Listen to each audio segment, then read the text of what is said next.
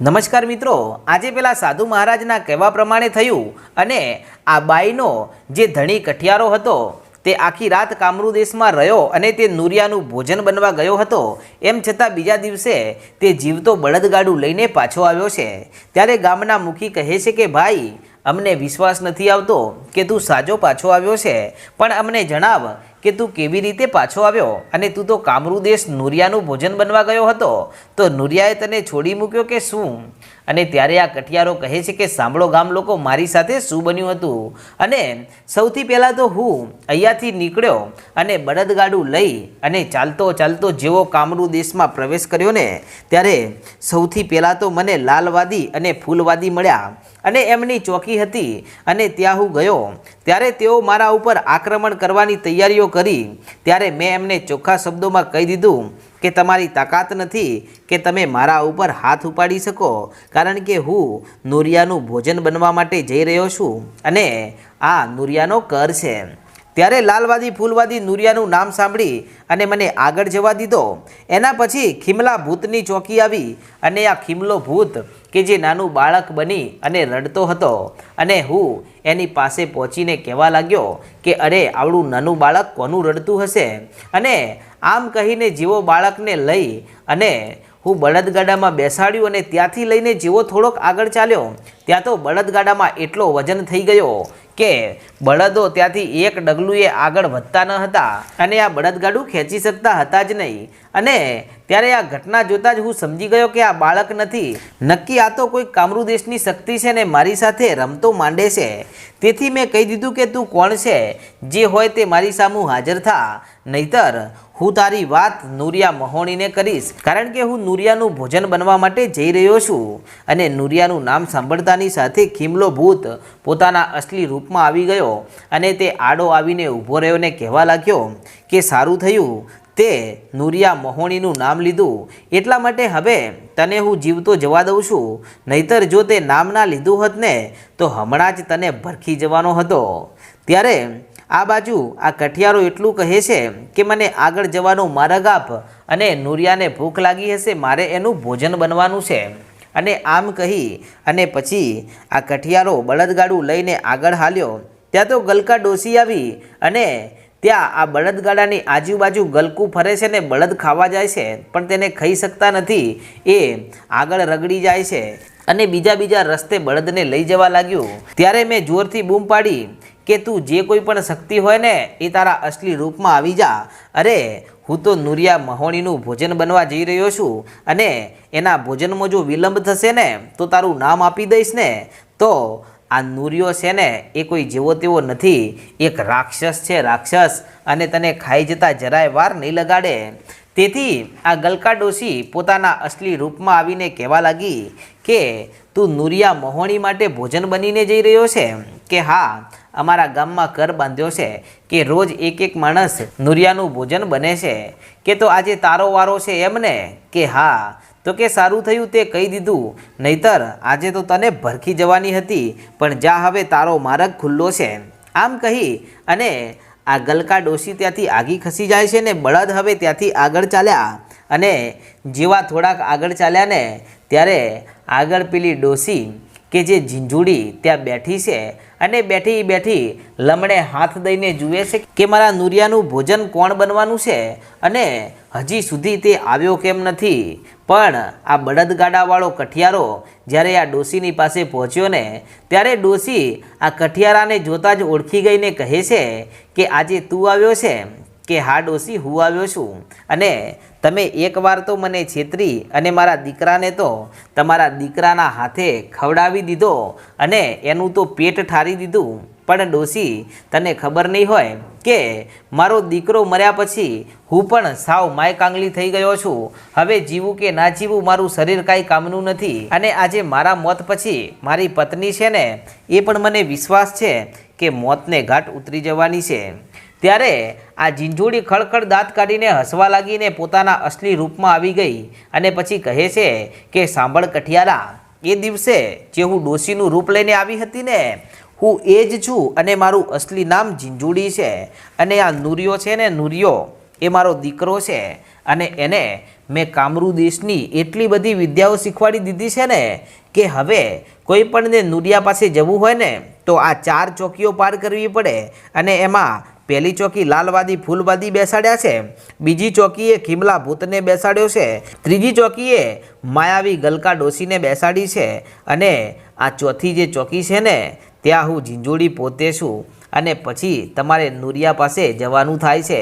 અને હે કઠિયારા સાંભળ મારી વાત, તું ગમે એટલી માનવતાવાળી વાત કરે પણ અહીંયા આ તો કામરૂ દેશ છે, અહીંયા કોઈના ઉપર કોઈ વિશ્વાસ કરતું નથી અને અહીંયા સ્ત્રીઓ ઉપર રાજ ચાલે છે, પુરુષો અહીંના ગુલામ છે, પણ એક જ મારો નુરિયો એવો છે કે જેનું આ વિસ્તારમાં રાજ ચાલે છે અને નુરિયો છે ને એ કોઈ જેવો તેવો નથી, આ બાજુના વિસ્તારનો હવે તે રાજા બની ગયો છે, રાજા। માટે ચાલ હવે ઝટ કર અને તારે મારા દીકરા નુરિયાનું ભોજન થવાનું છે। કે હા ચાલ ડોસી, ક્યાં ના પાડી, આમ પણ તે મારો પરિવાર તો વેર વિખેર કરી નાખ્યો છે, તો હવે મારે જીવીને શું કરવું છે। અને પછી આ ઝીંઝુડી આગળ ચાલી અને કઠિયારો પાછળ બળદગાડું લઈને જઈ રહ્યો છે અને આ કઠિયારો જઈ અને જેવો આ નુરિયાની ઝૂંપડી પાસે જઈને ઊભો રહી ગયો ને ત્યાં તો નુરિયો અંદરથી કહેવા લાગ્યો કે ઝીંઝુડી, મને માણસની ગંધ આવવા લાગી છે, આટલામાં જ ક્યાંક માણસ આવ્યો છે, મારું ભોજન હોય કાં તો પછી કોઈ નવો વટે માર્ગું હોય એને ઝટ પકડીને મારી પાસે લાવ। ત્યારે ઝીંઝુડી કહે છે કે ચિંતા કરીશ નહીં દીકરા, બીજું કોઈ નથી આવ્યું, અરે આજે તો એ માણસ આવ્યો છે કે જેના દીકરાને તું ખાઈ ગયો હતો ને એ દીકરાનો બાપ કઠિયારો પોતે આવ્યો છે। ત્યારે નુરિયો ખળખળ દાંત કાઢીને હસવા લાગ્યો ને હસતા હસતા તે બહાર નીકળે છે। ત્યારે બે બાજુ નજર કરીને કઠિયારો જુએ છે તો એક બાજુ લોહીની રેલમ છેલ પડી છે ને બીજી બાજુ માનવ કંકાલનો મોટો હાડકાનો ઢગલો પડ્યો છે અને ઘણા બધા માણસોને આ નુરિયો ભરખી ગયો છે અને હવે તે દિવસમાં એકવાર માણસનું માંસ ના ખાય ને તો તેને સંતોષ મળતો નથી। અને આમ આટલું કહેતાની સાથે જ ત્યાં આ કઠિયારો કહે છે કે નુરિયા, તું આજે મને મારી ખાવાનો તો છે, પરંતુ કદાચ કોઈ માણસ આવવામાં મોડું થઈ જાય અને તે મોડો પડી જાય તો તું શું કરે? કે તો એનો ભોગ હું નથી લેતો અને આજે કદાચ મારે તારો ભોગ લેવાનો છે, પણ જો આજના ભોગમાં જો મને કોઈ સંકટ આવ્યું અથવા તો આજનો ભોગ હું ના લઈ શકું ને તો પછી તને છોડી મૂકું ને કાલનો જે મારો નવો ભોગ લેવાનો છે ને એ જ લઉં અને ફરતો તારો એ વારો પછી તો આવવાનો જ છે ને। ત્યારે આ કઠિયારો કહે છે કે હા નુરિયા, તારી વાતને હું સમજી ગયો। અને પછી આ નુરિયો કહે છે કે ચાલ હવે તું આવી જા મારા ઝૂંપડામાં અને હું તારો વધ કરી નાખું। આમ કહી અને પછી આ નુરિયાની ઝૂંપડીમાં જઈ અને કઠિયારો બેઠો છે અને આ કઠિયારાને હવે નુરિયો બોચીમાંથી પકડે છે ત્યાં તો બહારથી અવાજ આવ્યો અને આકાશમાંથી એક સમડી ઉડતી નીચે આવે છે અને નીચે આવી અને આ ઝીંઝુડીને કાંઈક કહેવા લાગી। ત્યારે કામરૂ દેશની ભાષામાં ઝીંઝુડી નુરિયાને કહે છે કે નુરિયા બહાર આવ, તારા માટે કાંઈક સંદેશ છે। અને નુરિયો બહાર આવે છે અને બહાર આવતાની સાથે પેલી જે સમડી બનીને આવી હતી તે એક ડાકણ હતી ને તે પોતાના રૂપમાં આવીને નુરિયાને કાંઈ કહેવા લાગી। ત્યારે નુરિયો કહે છે કે શું વાત કરે છે, આવી ઘટના બની છે તો હું અત્યારે જ આવું છું, ચાલ। અને આમ કહીને નુરિયો ત્યાંથી ભાગવા લાગ્યો અને ભાગતો તે જંગલમાં આગળ ચાલી નીકળ્યો। ત્યારે આ કઠિયારો બેઠો વિચાર કરે છે અને ત્યારે આ ઝીંઝુડી કઠિયારાના પાસે આવીને કહે છે, જોજે હો અહીંયાથી ભાગી જવાની કોશિશ ના કરતો, મારા નુરિયાને કોઈક એવા વાવળ મળ્યા છે ને એના કારણે તે અહીંયાથી કાંઈક કામ અર્થે ગયો છે, પણ થોડી જ વારમાં તે પાછો આવશે અને તું અહીંયાથી ભાગવાની કોશિશ કરતો હોય તો પણ ભૂલી જજે, કેમ કે હું ઝીંઝુડી હવે અહીંયા પહેરેદારી કરીશ અને હવે અમે એવી ચોકીઓ લગાવી છે ને કે એને પાર કરીને તું આમે બહાર તો નથી જઈ શકવાનો। અને ત્યારે આ કઠિયારો કહે છે, અરે કાંઈ વાંધો નહીં, હું તો ક્યાં બહાર જવાનો છું, આ બેઠો અહીંયા।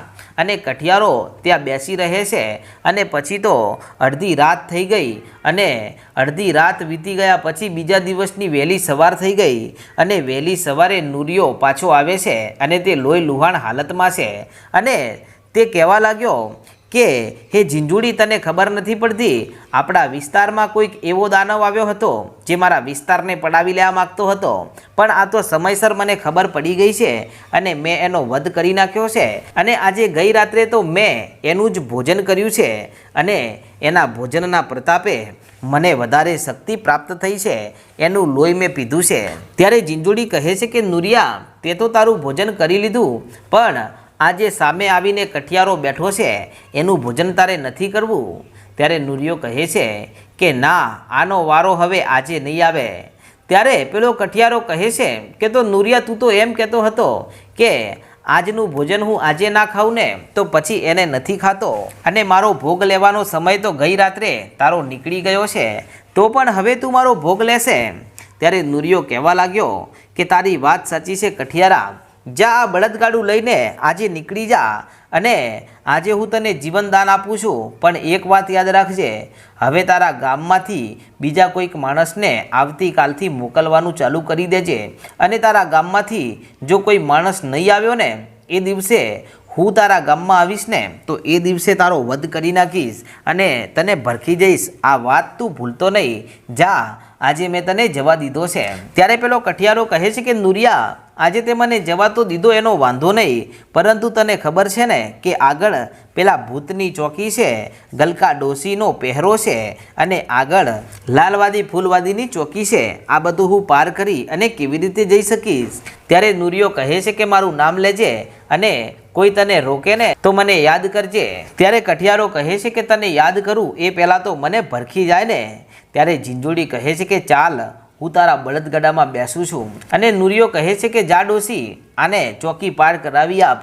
અને પછી આ ઝીંઝુડી પોતે આ કઠિયારાના બળદગાડામાં બેસી જાય છે અને બેઠા પછી ત્યાંથી આ કઠિયારો બળદગાડું લઈને હાલ્યો અને જ્યારે તેઓ સૌથી પહેલાં આ ગલકા ડોશીની ચોકી આવ્યા ત્યારે તે છેટી ઊભી રહી જાય છે, કારણ કે ઝીંઝુડી બળદગાડામાં બેઠી હતી. એના પછી ભૂતની ચોકી આવી ત્યારે આ ભૂત પણ ત્યાંથી સાઈડમાં ખસી જાય છે, કારણ કે ઝીંઝુડી આ માણસની સાથે હતી અને લાલવાદી ફૂલવાદી પણ કાંઈ કરતા નથી. અને આ રીતે કઠિયારો કે જે ત્યાંથી બહાર નીકળી ગયો અને પછી તો તે ઘણો હરખાય છે ને હરખાતો બળદગાડાને દોડાવે છે અને ઝીંઝુડી તો ત્યાંથી પાછી નીકળી ગઈ.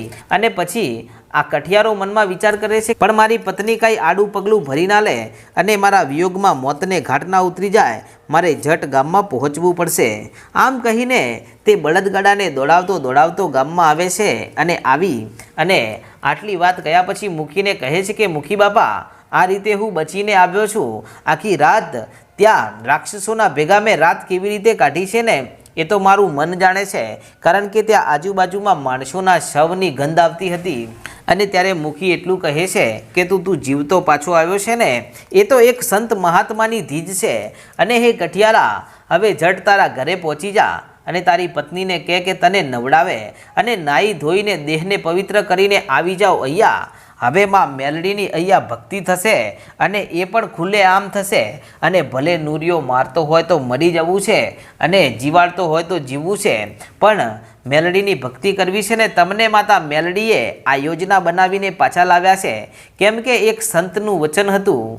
ત્યારે કઠિયારો કહે છે કે મને કાંઈ સમજાણું નહીં, તમે મને માંડીને વાત કરો. ત્યારે કઠિયારાની બાઈ રડતા આખા દિવસની બનેલી ઘટના કઠિયારાને જણાવે છે અને આવું અખંડ સૌભાગ્યવતી ભવનું વચન મને એક જોગી બાબાએ આપ્યું છે અને એમની વાત સાચી પડી છે. હવે માં મેલડી આપણા વારે જરૂર આવશે, ચાલો સાથે મળીને માં મેલડીની ભક્તિ કરીએ. અને મિત્રો, પછી શું ઘટના બને છે તેનો ઇતિહાસ આપણે આગળના ભાગમાં જોશું. અને તમે આપણી ચેનલ પર પહેલીવાર આવ્યા હોય તો આજે જ આપણી ચેનલ રાજા મેલડીને સબસ્ક્રાઈબ કરી નાખો. જય માતાજી.